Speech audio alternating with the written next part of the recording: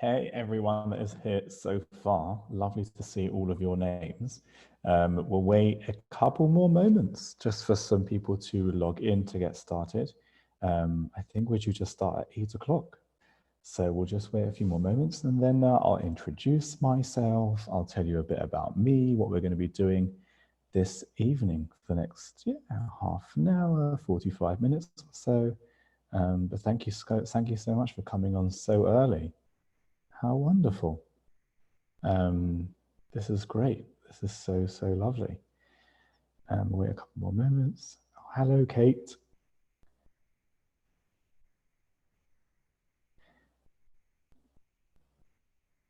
I just want to say also before we even begin, this kind of online class, this started off with, I believe it's Victoria who's here with us today, sending something on the Masa Spiritual Seekers group. I think that's what it's called.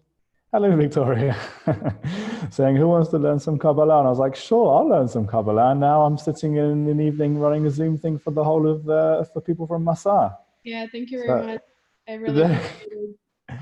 You're welcome. That teaches me never to answer any WhatsApp messages ever again. But this is really great. Okay, so thank you so much for all of you joining me today. My name is Rabbi Adam Drucker. As you can hear, I originally come from the United Kingdom, from Northwest London. Around 4.5 years ago, made Aliyah to Israel with my family and my kids. We live in a city called Kiryat Gat, which is like south-ish. If you know a map of Israel, if you have Ashdod, Ashkelon, and then kind of come in a bit, that's Kiryat Gat.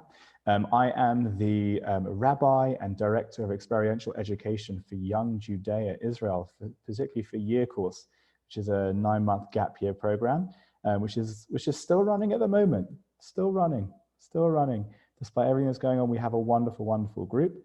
And this evening, I'm going to be running for you something which we've called Kabbalah 101. It's a real honor and a pleasure for me to come and be a part of Masa online. So thank you to Tamar, who's just joined us, for helping set that up. Thank you so much. I hope some of you find this interesting and insightful. And maybe we could, for anyone who's interested, we can continue on the conversation. So just a bit of background. Also just a bit more about me as a rabbi, I could say. I was trained as a modern Orthodox rabbi. So my smicha, my rabbinic ordination was from a modern Orthodox organization. And in that time, I studied various different Jewish texts, ranging from obviously the Tanakh and commentaries and Talmud and Mishnah and Jewish law. Ever since completing that course, I then began to kind of dabble in and delve in some more mystical and spiritual aspects of Judaism, which we're going to kind of touch upon today. And now I very much work as a pluralistic rabbi, providing as best as I can opportunities for individuals from all walks of Jewish life, opportunities and experiences for them to engage in their Jewish identity. And for me anyway, that is essentially what Kabbalah is all about.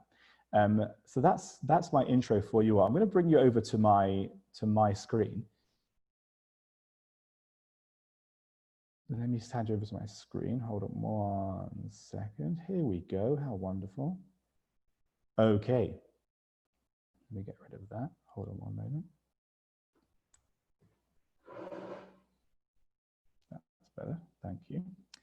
Okay, so the goal for this evening is for us to just be able to explore the introduction of what is Kabbalah. And I gave a little kind of sentence along with this session that probably, arguably, and anyone could argue with me if you wish, Kabbalah is probably the most misunderstood aspect of Jewish teaching that's probably out there. I would venture a guess.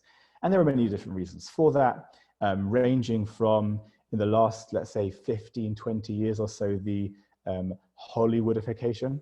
It's not really a word, but I've used it as a word now. Hollywoodification of Kabbalah from people like Madonna and David and Victoria Beckham wearing the red string, which some of you may have seen if you ever went to the Old City in Jerusalem. And some people have heard of this term Kabbalah, but don't necessarily know too much about the inner workings of what it's all about. By the way, before I even carry on, please do feel free to raise your hand by clicking the raise your hand button, or send me questions on the chat. I'll try and kind of come to it when I get to it. But please, I'll speak, but I also want to hear from you too if you have any questions as we go along.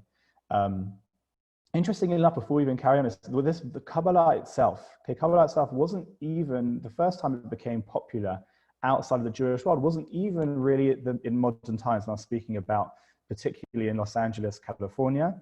Way back in the Middle Ages, Christianity also took on Kabbalah and found Kabbalah a fascinating aspect of Judaism, simply because they seemed to kind of link to their teachings of the Holy Trinity, which you can even see this picture over here, which we'll get to in a moment, does in some way perhaps resemble this aspect of the Holy Trinity, but as we'll probably explore later on, there isn't much connection at all. So there are some things that I just want to kind of cover today, and these bullet points I've put out here, they're going to kind of be our broad insight, our introduction, our first dipping of the toes into the pool of Kabbalah. And the idea is that Judaism, ever since we have texts, ever since Judaism has we can go as far back as we can go, there are ancient mystical teachings within Judaism. For some of you that, and again, I'm sure there's a range of backgrounds of people that are here, but every single letter in the Torah, every single letter in the Bible, as the rabbis of the Talmud teach us, has 70 different interpretations. And all of those different interpretations are there to be interpreted, right? That there's the famous phrase of there being 2 Jews and 3 opinions is very much true and has always been true in Judaism. And the inner workings of the Torah have been spoken about for millennia. And now some of you may have heard before, there are some basic kind of ideas that relate to the study of Kabbalah, which is, as you can see in that third bullet point, Jewish mysticism. And let me hear from you actually before I carry on. What are some ideas or things that relate to the study of Kabbalah? Has anyone learnt anything before, heard anything before as it relates to Kabbalah? And that'll be a good jumping off point, I think, for the rest. If you can either raise your hand, or if you can type in the chat box. Let's see. Oh, Stella, let's see. Wait, Stella, unmute yourself. And what have you learned about Kabbalah before? Me and Brenna just wanted to say, and Olivia, that we all have red string bracelets, and we know that comes from the Kabbalah tradition. Beautiful. Thank you, Stella, Olivia, and Brenna. Yeah. So brilliant. We're going to come to that. We are going to come to that. So if you do, I don't want to, this isn't if you stay tuned, okay? I don't want it to be kind of, but we will get to that probably towards the end. The whole red string thing that I mentioned a bit before, right? So that's for many people, their first introduction to Kabbalah, even before a Masa lecture by a British rabbi about Kabbalah, is probably the red string, right? That's the whole red string. So what's the deal? What is the deal with the red string? We'll get to that. Anyone else? What other things have you heard about Kabbalah? I'm trying to find my mouse so I can here we go. Hold on a second. Let's do the stop share so I can see the chat. Hello there. Okay, let me go back to the screen. Anyone else? Here's one I'll throw out to you. Anyone know? Yes. I learned before. I was in the first step of Kabbalah in Russian Kabbalah school. I don't know how to say its right name. And also I found one rabbi in Jerusalem who teach me a little bit. So do you remember what was one thing you remember from that rabbi in Jerusalem when he taught you about Kabbalah? About name of God, which I can't pronounce. It's Haya, something like that. Okay, fabulous. Yeah, excellent. Okay, good. So there's the verbalization of the name of God, which in Hebrew is spelt, you're right, Yud, Hey, Vav, Hey, which we see appear in the Torah. And in general, in Jewish teaching, one is not supposed to say that name for very, again, mystical, Kabbalistic reasons, which we'll get into.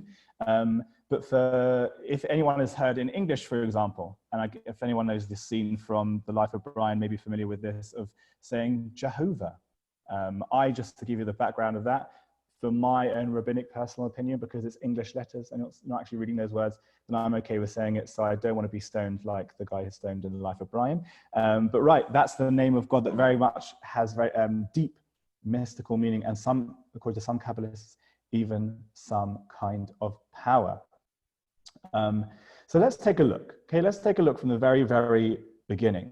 Okay, the very beginning. Where do these teachings come from? And maybe we'll have a look at some of these examples, some examples of what Kabbalah is all about. And the word itself means to receive or accept. Kabbalah, right, we hear it the whole time. We see it the whole time in Israel when we go to a hotel. If any of you have studied Ulpan on your fantastic Masa programs, you're told to, okay, go to the Kabbalah, go to the reception. What happens in a reception? You are received, you are welcomed in. And this idea of receiving the Torah comes from a Mishnah in Pirkei Avot, Ethics of the Fathers, that Moses received the Torah from Sinai and then gave it to Joshua, who gave it to the elders, who gave it to the prophets, who gave it to the men of the Great Assembly. And it carried on and carried on and carried on.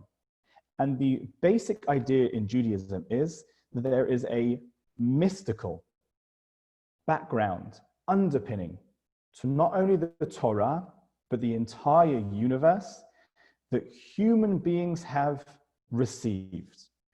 And I do apologize in advance, but because of just being in self-isolation, I've just been watching movies a lot of movies. So I will be kind of, just because that's what's in my head at the moment, I will be quoting different movies. And the best way I like to explain it for anyone that has seen The Matrix, probably, in my personal opinion, the best way to understand Kabbalah is by watching The Matrix. If anyone hasn't seen it, I'll explain it to you in about 25 seconds.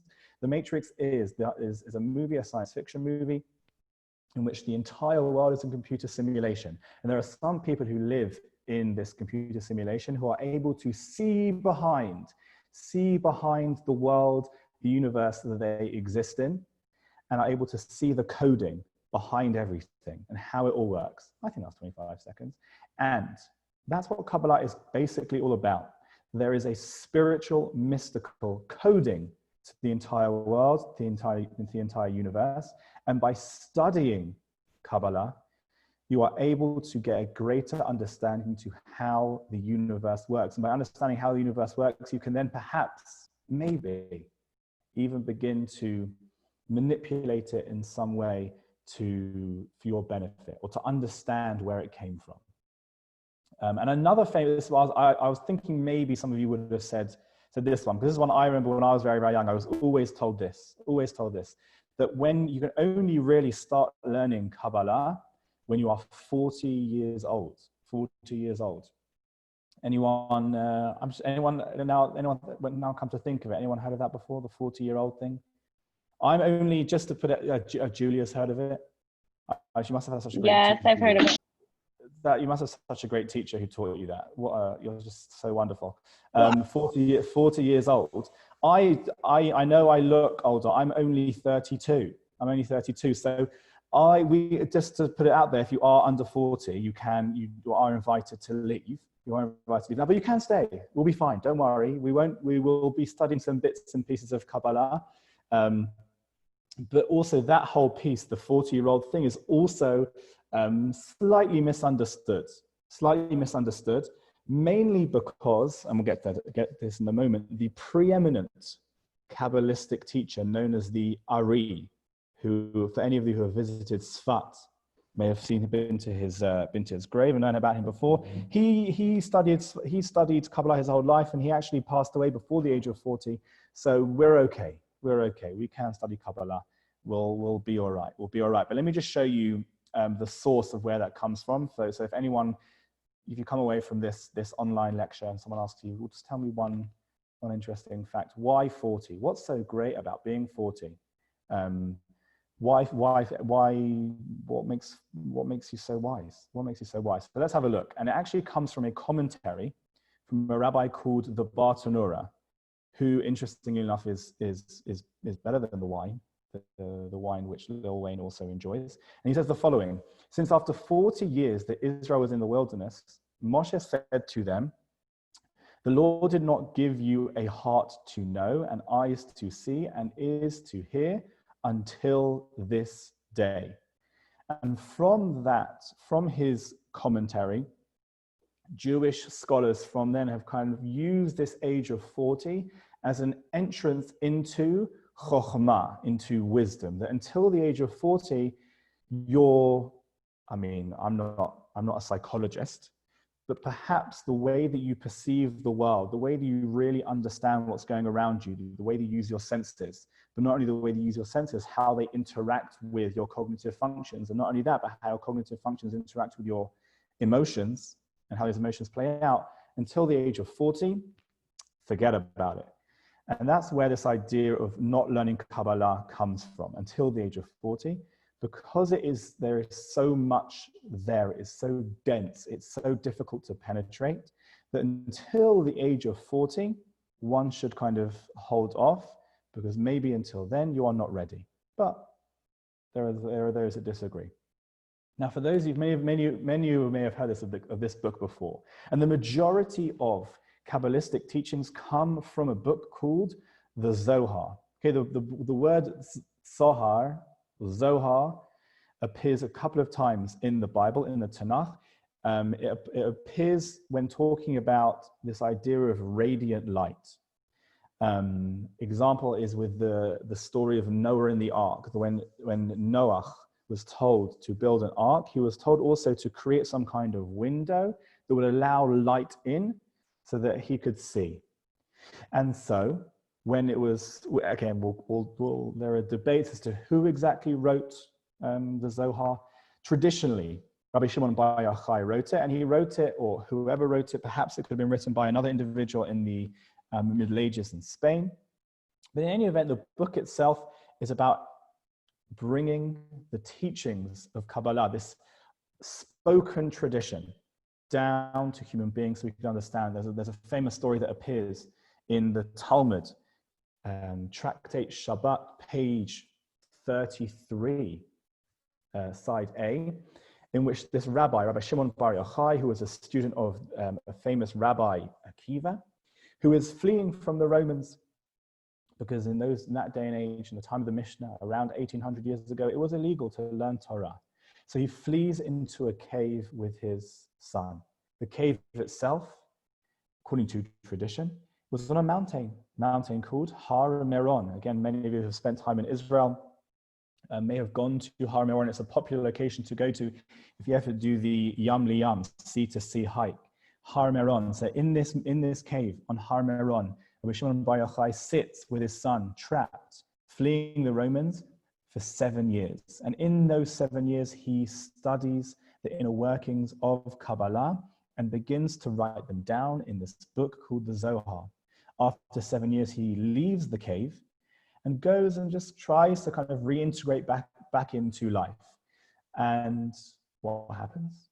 Well, he can't understand, right? He spent 7 years just studying mysticism, just studying spirituality. And when he comes out and he sees people doing their day-to-day job, working the land, conversing about mundane things, just doing their day-to-day stuff, he looks at them, and according to the commentary on that piece of the Talmud, the individuals he looks at burst into flames. A bit like, again, movie reference, Superman, who can make people, or not people, he's not that mean, but if an evil Superman were to use his laser vision to light people up, the Gemara then says that he grew his eyebrows so long as to cover his eyes, so he wouldn't laser them and burn them up. And then a voice comes from heaven and says to him, you are not ready. You are not ready to re-enter into this world. Yes, you are spiritual. Yes, you have revealed these secret mystical ideas into the world. But you must return to the cave for another 7 years. He does so. He completes his writing of the Zohar, and he comes back and he understands the inner workings of not only the mystical world, but the physical world too. And the Zohar itself is a very, very, very difficult to understand by itself. But all the big questions of Judaism, the questions of what is God, what is the cosmos, where does the world come from, why does evil exist, what happens to us after we die, all those big questions are discussed and have answers to in the Zohar. Before the Zohar was written down, Judaism was very much a religion, and it still is a religion of people have their interpretations. People kind of believe what they want to believe, even amongst the very traditional Jewish groups. We don't know, right? A lot of these answers are ultimately, end of the day, we don't know. But the Zohar gives hard answers to all of these questions. And it revolves around this topic of I've written there the word, dveikut. That the mission, the role of human beings in life is to cling, like this is another devek, right? Like glue, to cling, to stick to something ethereal, something else, something we can't necessarily explain, but it's there. And to kind of, I brought just, because we can't talk about Kabbalah without learning a bit of the Zohar. To give an example, I have this teaching over here. A person should always view themselves like the existence of the entire world depends on them. That at any moment, any tiny action, any good deed or bad deed could bring the world either to a perfect state or to bring it down into peril. That's as an essence, is what the Zohar is all about. Before I carry on, because I know that for many of you listening to me with a British accent is great, apart from the ones who are from England who are like, oh, that's boring. But let me just stop there. Any questions or things that we can maybe venture off to? Yes, Victoria. What is again the Deveikut? I didn't understand. Okay, so Deveikut is a theme that runs through the entire Zohar, and it literally means to stick or to cling. Okay, like in Hebrew, the word devek means glue, and it's the word Deveikut, devek also has other spiritual meanings. For example, another Kabbalistic idea was turned into a famous book and a famous play called the Dibbuk, okay, which is when a spirit or a soul clings to another person. So this idea of that our mission in life, according to the Zohar, on a very, very broad level, is to try and cling to stick to a spirituality that we may not be able to see, we may not be able to understand, but that is our mission, is to kind of constantly go in that way to try and at least find it, right? That's what Kabbalists do. Okay, and again, if you want to compare it to, and for those that have studied Eastern philosophies, right? If you the further we go down this road, you'll begin to see many similarities to Buddhist teachings and Hindu teachings particularly, right? That you're on this constant journey of trying to reach something, right? So in Buddhism, that's nirvana, okay? In Hinduism, it's the breaking of samsara. In Kabbalah, this idea is essentially dveikut, okay? Which is an interesting, and dveikut is not a location, it's not a place or a concept you're trying to get to. It's the journey itself, right? And I'm like, it's so difficult to say these things without sounding super corny and go full Miley Cyrus, but you get the idea, right? That's what Dveka is. That's what Dveka is, and the theme runs through the Zohar. Okay. No, you're welcome. Thank you so much, Victoria. Any other questions before the next stage? We're going to look at some more teaching, some more characters, and then probably the two most well-known Kabbalistic ideas of Ein Sof, which infinity, and the 10 Sfirot. But any other questions before we continue? Anything I've said so far, or anything else I can enlighten anyone with before we continue? Who did the rabbi give the book to? Did he give it to his son, and then his son spread the teachings? Okay, wonderful, excellent. Thank you so much. That's a great question. So according to the text in this is again in Masechet Shabbat, in Tractate Shabbat, it was then passed down to his son, and then from son then to students. That kind of lineage continues until the 15th century, when the first commentary, we'll get onto this in a moment, the first commentary is written on the Zohar by someone who I mentioned before, Rabbi Yitzchak Luria, known as the Arizal, who's without his books, without his works, we wouldn't necessarily understand anything from the Zohar itself. Again, if we want to just to kind of pivot slightly from a historical standpoint, it's not necessarily clear who exactly wrote the Zohar, but from a Jewish tradition perspective, it was Rabbi Shimon Bar Yochai, who he was also known as Rashbi, whose grave, whose tomb people can go visit on Har Meron, and on the Hebrew day Lag BaOmer, the 33rd day of the Omer, huge Jewish festival, massive holiday in Israel. People will go to his grave and they'll be like, it's almost just, it's the best way I described it is it's Jewish Burning Man. Okay, that's Lag BaOmer in Israel and Har Meron. It's bonfires, and it's partying, and it's singing, and it's dancing, and it's you know, if you're into that thing, I highly recommend it. And the reason is because that was the day that he left the cave, the 33rd day of the Omer. Okay, so let me bring you back to my screen. Okay. Excuse me, can you repeat Yes. again the name of the holiday? Lag BaOmer. Okay, Lag, next word, BaOmer. Lag BaOmer. And when is that? So it's traditional, it's the 33rd day of the Omer. The Omer is a period of time between the festival of Passover and Shavuot. Okay. It's 50 days long, and the 33rd day is when we celebrate that festival. The Hebrew date of Lag BaOmer. Well, this year, the Hebrew date of Lag BaOmer falls on. It's interesting. You don't really think about it that much because you just think it's the 18th day of Iyar. The 18th of Iyar. Yeah, that's when it falls. And so yeah, and so that's it's like the next holiday after Passover. If you're like trying to like just map your Jewish festivals, map your Jewish holidays. Thank you. Oh, you're welcome. You're absolutely welcome. Okay, so I'm going to bring you back to my screen over here. Okay, so I mentioned before, and again, I know there's lots of writing and there's lots of text, but you can feel free to read, and I just made yellow some of the keywords. Okay, so I mentioned before this other rabbi.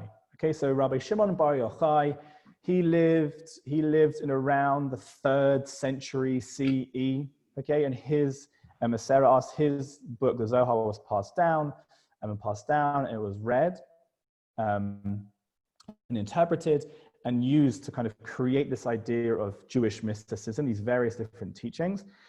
Up until then, right, people didn't necessarily, the layman didn't really understand it until the introduction, the entry of Rabbi Yitzchak Luria, also known as the Arizal, lived from 1534 to 1572. He only lived 38 years, but he's probably the most famous Kabbalist to have ever lived in the city of Svat. And his teachings, he didn't actually write that much himself.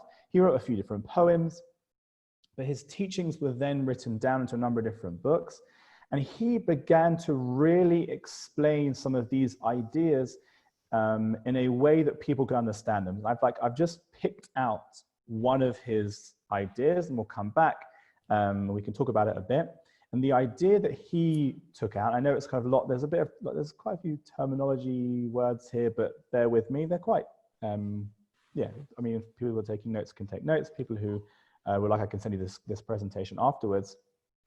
But he says the following, that with the creation of the world, a process of something called tzimtzum took place. Okay, and tzimtzum basically means to take a step back.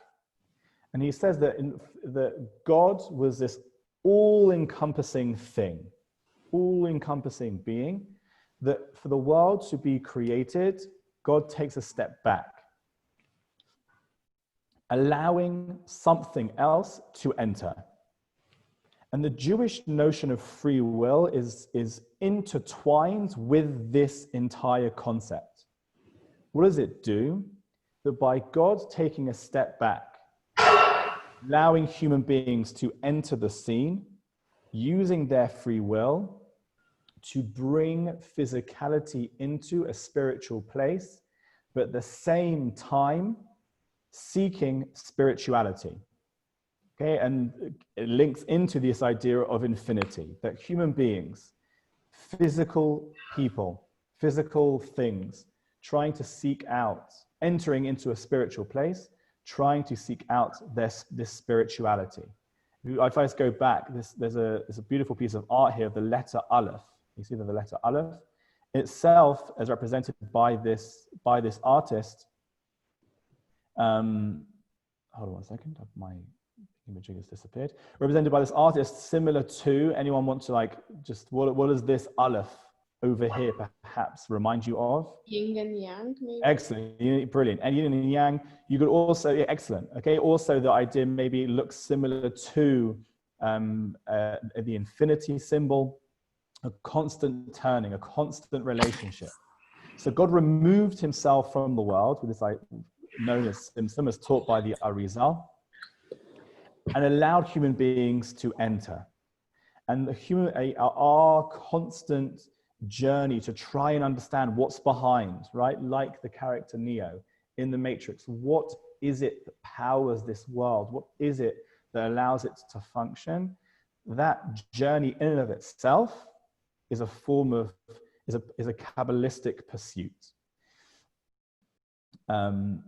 And going on from that, again, we may have heard this idea of Kabbalah and science, or Kabbalists using the Kabbalistic teachings to explain the world, explain science. It's kind of where this idea comes from, that the physical and the spiritual are intertwined in a never-ending, infinite journey.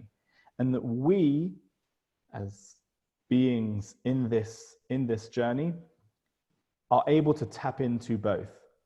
Right? Similar, again, sorry, movie reference. I'm sorry, I should have called this Kabbalah movies. Like the movie Avatar, which I was just watching on Disney Plus, that my father kindly got for me because we're in self-isolation. Thank you, Father. Avatar, the idea of you're connected to two different worlds. Okay, you're connected to this ethereal world and also a physical world. And you're never just in one. You're constantly going from one to the other. The concept being Ein Sof, which we'll come to in a moment. I'll stop there for a moment, just a time for thoughts, questions, anything. That was the Arizal. Okay, that's the Arizal. This idea, right, of being able to tap into, and how does one tap into the spiritual realm, the mystical realm, on a basic level, according to Jewish teachings, by performing mitzvot. Any mitzvah, any good act that you do, whether it's something which is maybe more spiritual, okay, like prayer, like listening to the shofar, like lighting Shabbat candles, like saying Kiddush, right, that you tap into, but also ones which maybe we would regard as more kind of between people, like giving charity, donating and making sure that you give your last batch of toilet paper to your next door neighbor because they didn't get any in the supermarket, right? Those also physical acts are a way to connect to this spiritual realm. That's on a basic level.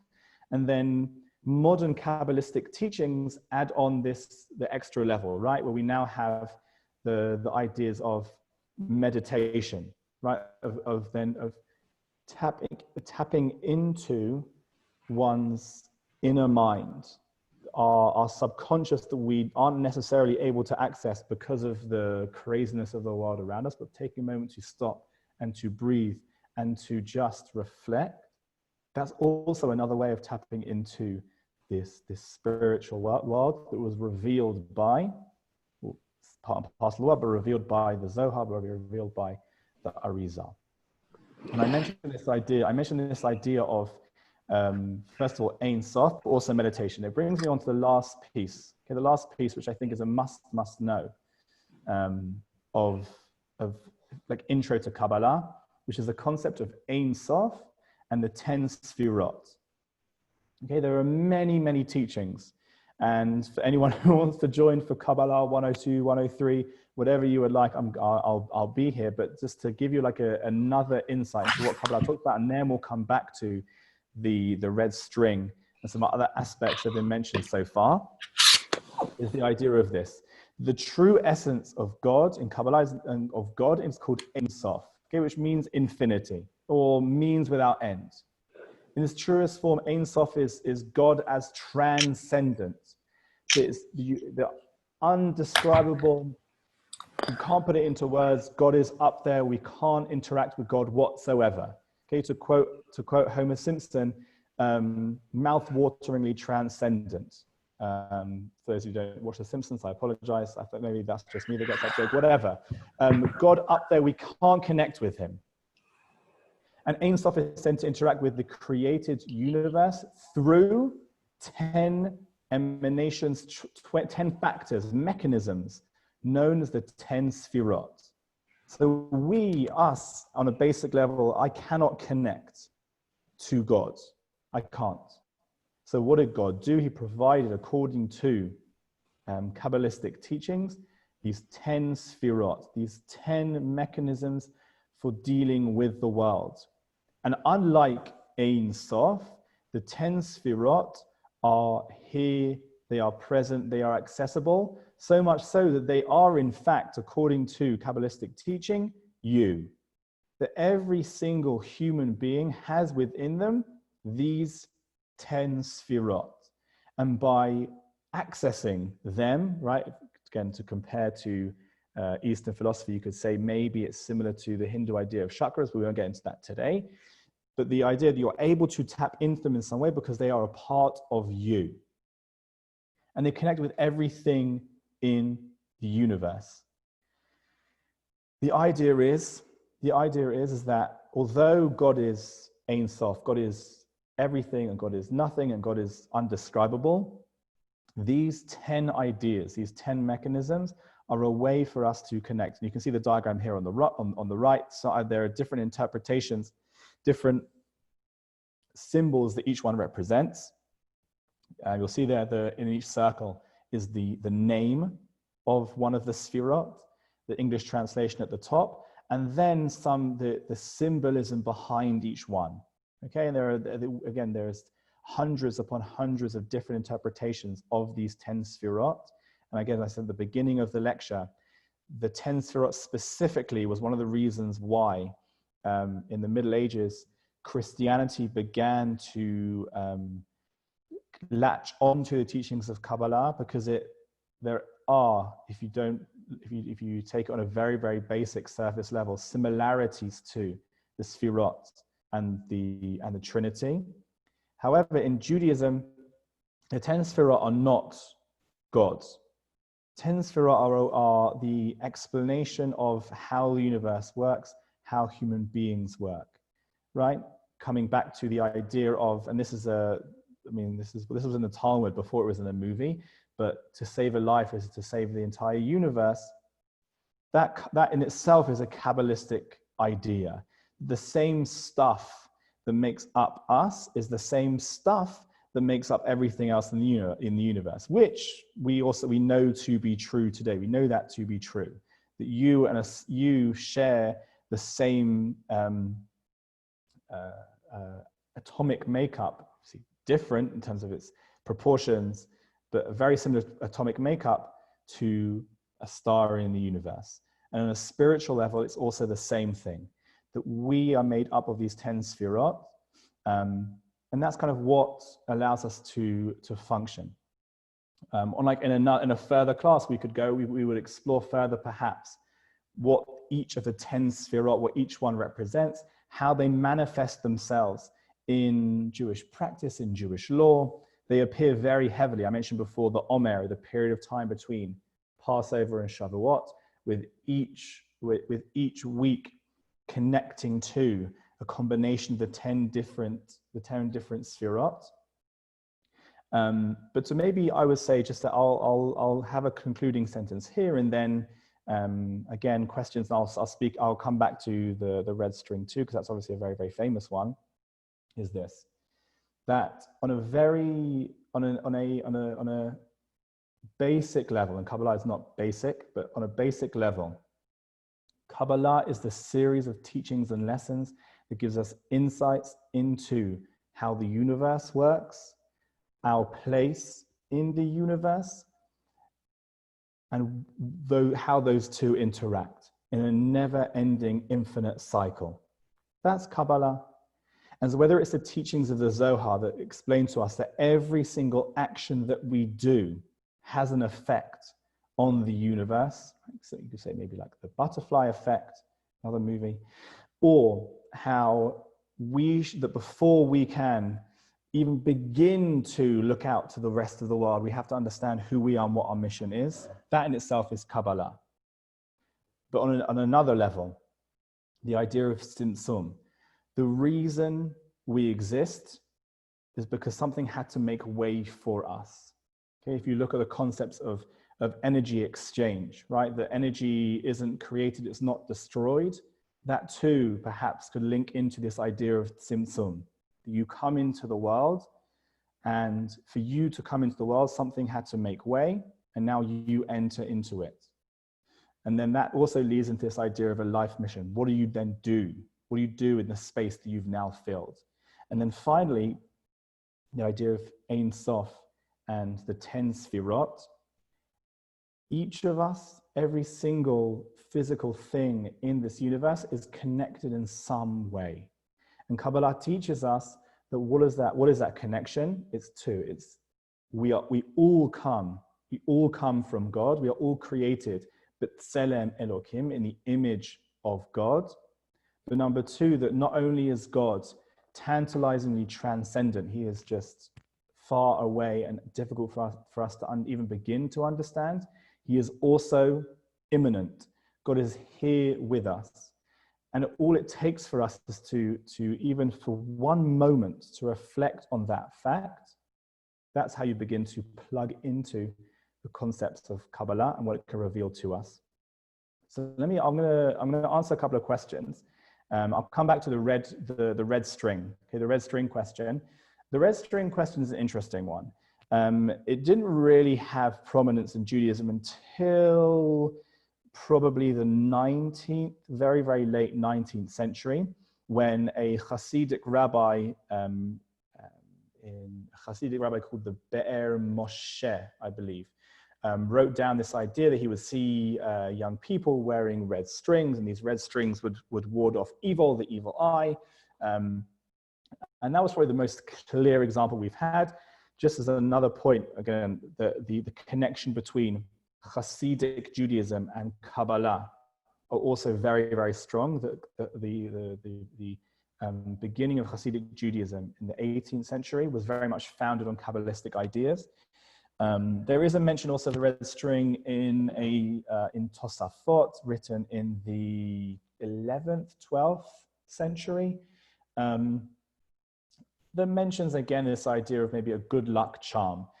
So there are some people who then, this then kind of became more and more of a practice as it came from Eastern Europe, as people moved to Israel. they would wear these red strings as a form of luck, as a form of warding off evil.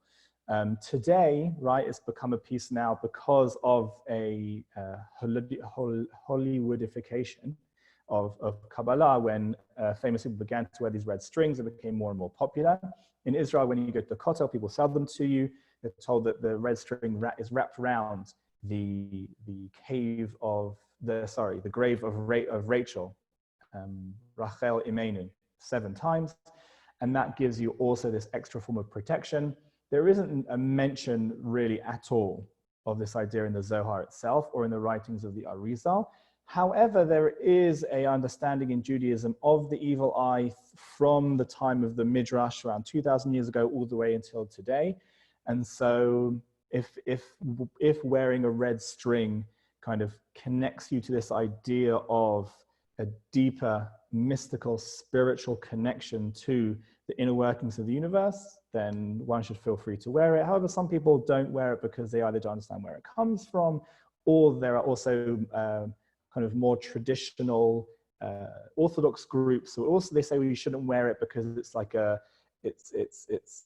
like connecting this physical piece to a direct action of God, and that maybe perhaps could be problematic in the realm of idol worship.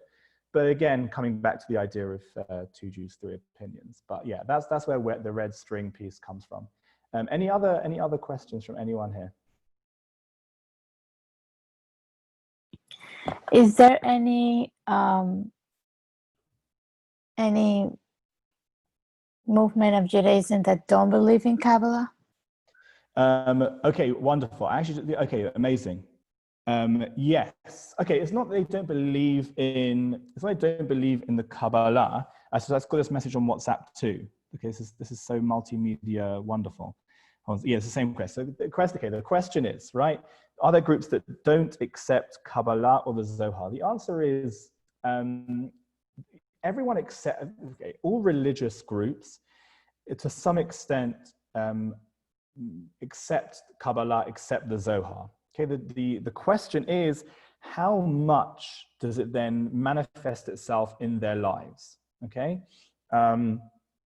so the difference would be, okay, for example, I would say the biggest example, I come back to what I said before, of, let's say, different sects of Hasidut, of Hasidic Jews, who perhaps will use various different symbols, okay, within their prayer, for example. So if you may have seen, maybe you haven't seen, because if you were of the opposite sex, you've been on the other side of a 10-foot mechitza, but in some Hasidic groups, the people who are praying wear something called a gartel. Okay, a gartel, which is like almost like a belt they wrap around when they pray.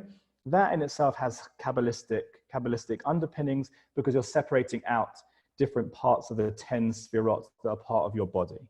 Okay, that manifests itself every single day. And there are other Jews who are religious who, although they say that it's out there, they understand that Kabbalah is important teachings. It doesn't really necessarily manifest itself on such a regular basis.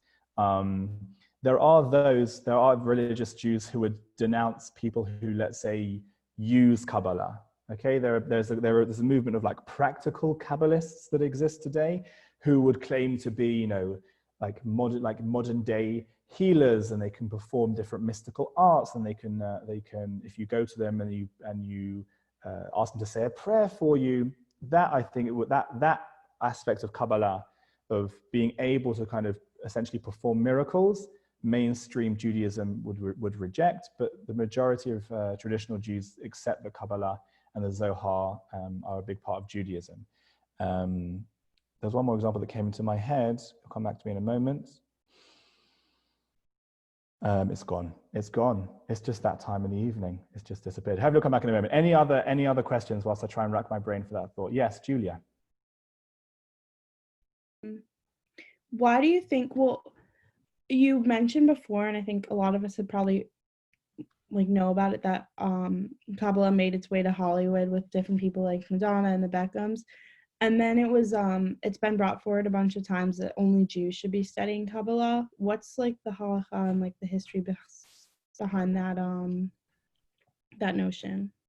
Okay, so it comes like this. It appears in the Mishnah in Pirkei Avot that before one can begin to study Kabbalah, there are certain Jewish texts that you should have familiarity with.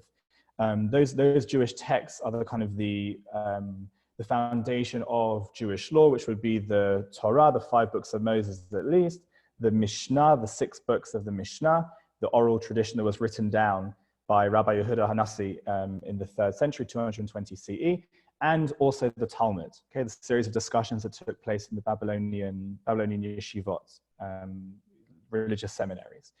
So that's where that notion comes from. Before you can, it's like before you can have dessert, you need to have entree, you need to have main course before you can then like enjoy dessert. That's the understanding. You wouldn't necessarily you would miss some of these points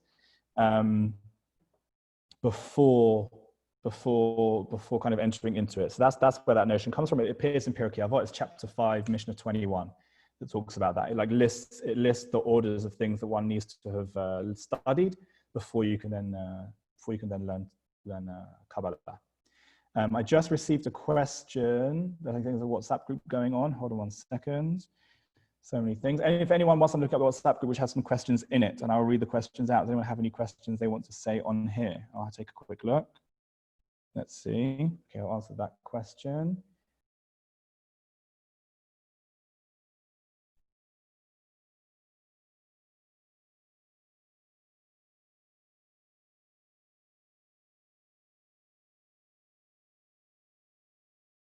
Okay, let's see if any more questions coming on.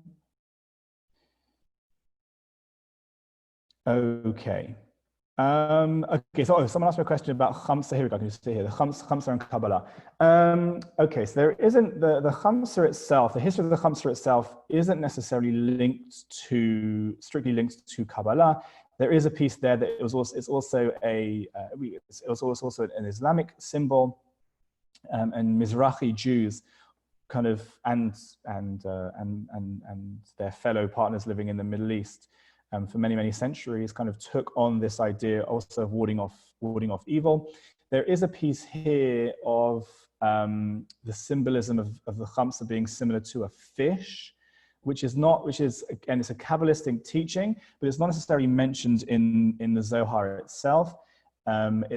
The idea is it comes to this, that I mentioned before, the idea of the evil eye, the ayin hara, the evil eye, which has existed, the concept has existed, again, for around 2,000 years. That's the furthest back we can date it, and different ways of warding it off. There's a commentary on the blessing. Okay, Jacob gives his 2 grandsons a blessing, which is also now a cute famous song, Hamalach Hagor Oti Mikol Ra, that the guardian angel, says Jacob to his 2 grandsons, should protect you from all evil, v'yidgu larov b'kerev aretz, and you should increase like fish across the land, right? And the question is, on that blessing, well, what does it mean? Why fish? And so the Talmud comes to say, the Talmud comes to say that fish are immune from the evil eye. So there is perhaps this like link that a Chamsa maybe looks a bit like, other than looking like a hand, also is fish-like, and that would probably be the closest link to perhaps Kabbalah. There is also the idea of also the letters, right? The letters of the Chamsa. So yeah, letters of the Chamsa. That it's a shin, like the upside. Hopefully, like imagine a Chamsa now, but like it's got the 3 bumps at the bottom, like the 3 fingers. So it's like a shin, and then one side is a daled and one side is a yud, like the 2 poking out, daled and yud, which is one of the names of God. Again, I can't remember who mentioned it before. The idea of like the various different names of God having powers and different influences on us, also perhaps could be a link to Kabbalah. The other famous example of a name of God in Kabbalah is the famous story of the golem of Prague, in which the Maharal placed the 72-lettered name of God in the back of this clay sculpture to then protect the Jewish people. Okay, we've only got a couple of minutes left. Any other questions before I say goodbye to you today? Any other questions?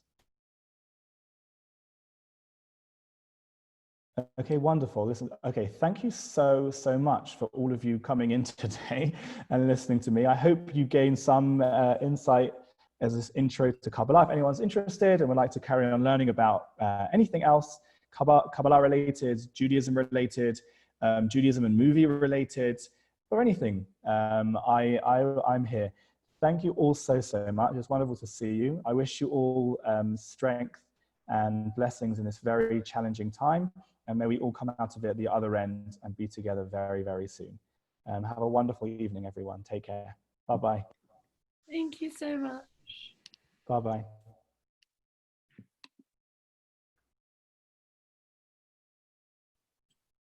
Thank you. You're welcome. Bye-bye. Oh, wow, you're outside somewhere. That's so cool.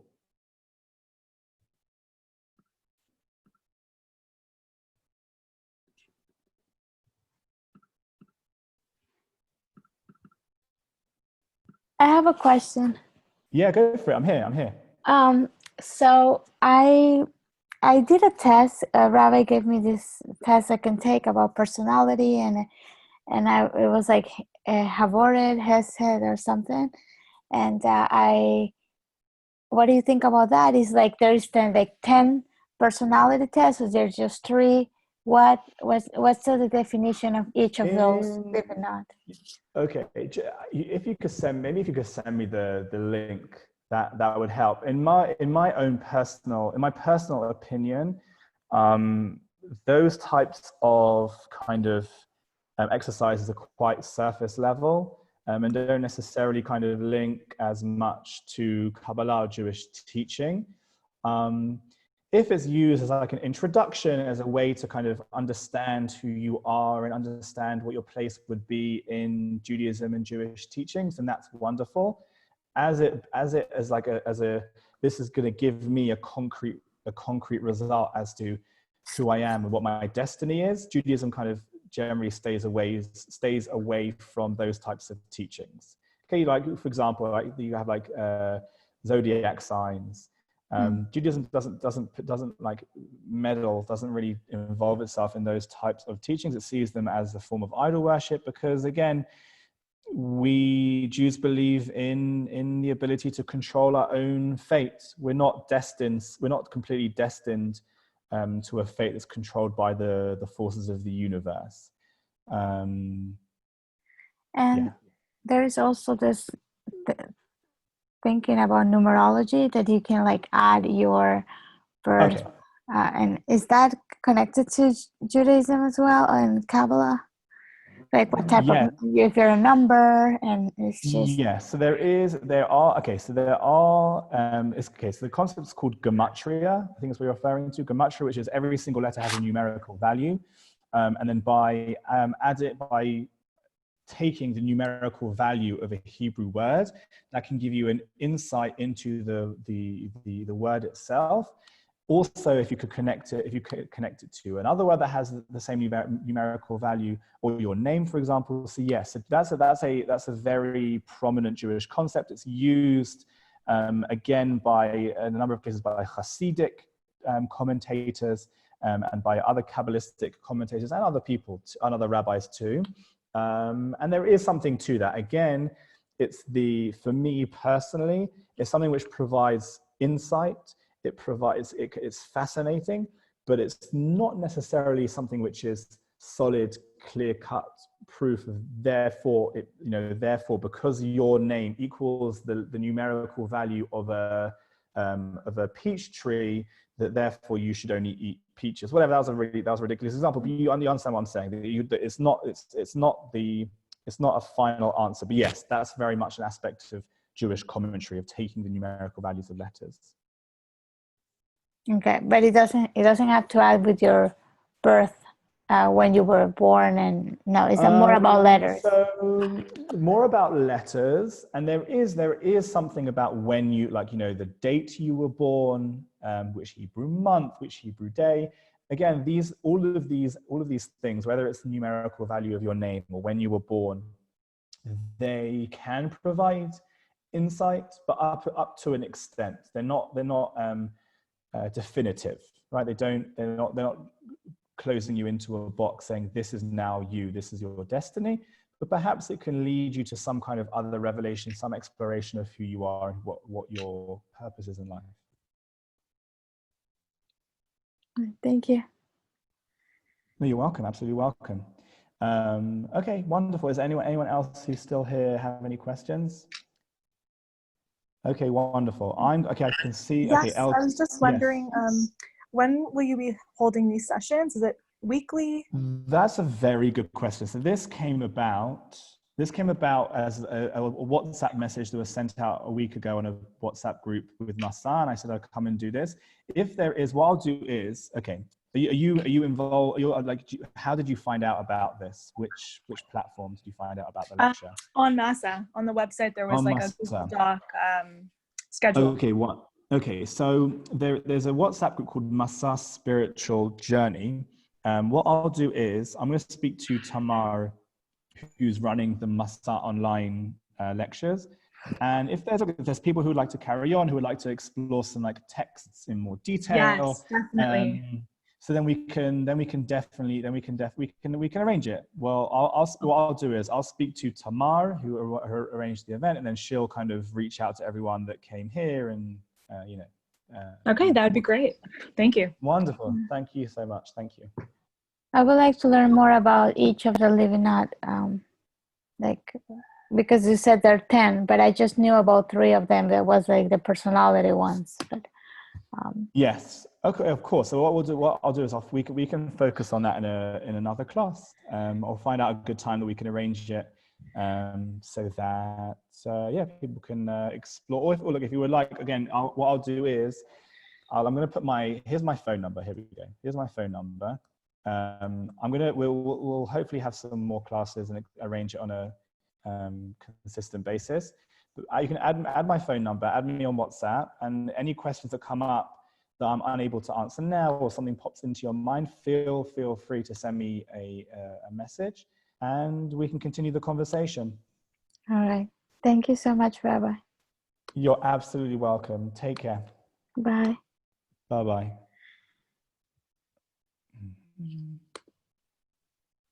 Have a great night. Thank you so much. Thank you. Thank you. I'm watching from Montreal, Canada. Oh, that's so cool. Oh, nice. Oh. How is everything there? How are you guys? I mean, we're all just stuck inside, just trying to stay busy. And I got myself a copy of the guide for the perplexed. So I was just like, what, I'm going to start. Great. That's the quintessential self-isolation book. I mean, literally. Yeah. Literally. That's great. This is like the biggest worldwide, the biggest kind of communal worldwide event since maybe, I don't know, Game of Thrones. But yeah, no, this is great. Okay. Well, look, I put my number on there. If I could even send you over some texts now, and then we can continue. Even if you want to, I don't know what your setup is. I'd be very happy to study. I mean, if you have questions about Guide to Perplex, if you'd like to study it, I'm around and available. I'm also okay. Thank you so much. I took down your number. So, yeah. Wonderful. My name's Lisa, by the way. Oh, nice to meet you, Lisa. Nice to meet you. All right, I'm logging off. Thank you so much. Yeah. Bye. Bye.